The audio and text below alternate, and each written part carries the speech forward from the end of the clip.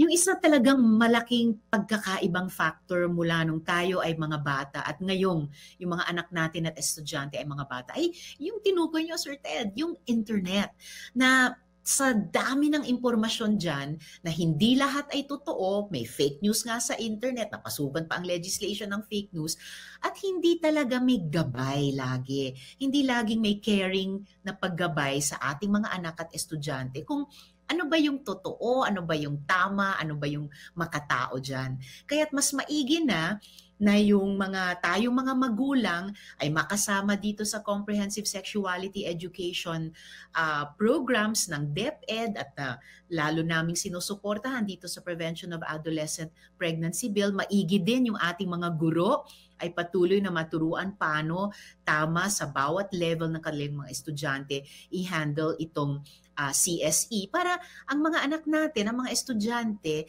ay hindi lamang o pangunahin sa internet aasa, hindi lamang din kanilang mga magkakaibigan lamang na bagamat maaring in good faith ang kanilang pagtatanong, maaring pare-pareho lamang ang kanilang alam o hindi alam or maling alam.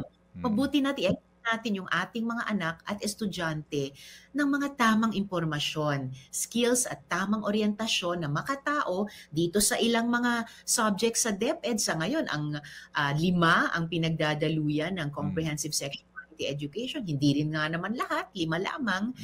Para may tama at epektibong gabay.